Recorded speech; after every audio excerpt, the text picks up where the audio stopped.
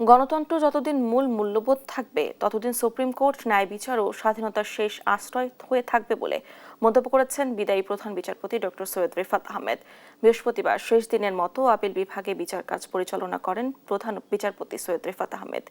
Appeal বিভাগের এজলাসে তাকে বিদায়ী সংবর্ধনা জানায় অ্যাটর্নি জেনারেল কার্যালয় ও সুপ্রিম কোর্ট আইনজীবী সমিতি। প্রধান বিচারপতি বলেন, বেঞ্চ ও বারের সম্মিলিত দায়িত্ববোধই বিচার ব্যবস্থার শক্তি। বিচার বিভাগের উন্নয়নে তার অবদান কৃতজ্ঞতার সঙ্গে স্মরণ করেন আইনজীবীরা। ওনার নানা ছিলেন বাংলাদেশ সুপ্রিম কোর্টের বিচারপতি, তৎকালীন হাইকোর্ট ডিভিশনের। ঢাকা বিশ্ববিদ্যালয়ের ভাইস চ্যান্সেলর ছিলেন, পাকিস্তান আইনমন্ত্রী ছিলেন।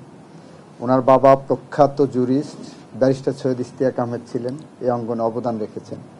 উনি প্রধান বিচারপতি হিসেবে তাদের রক্তের ধারক হিসাবে তাদের রক্ত বহন করে উনি প্রমাণ করেছেন শুধু উত্তরাধিকার হলেই হয় না, যোগ্য উত্তরাধিকার হতে হয় এবং দায়িত্ব পালন করতে শিখতে হয়।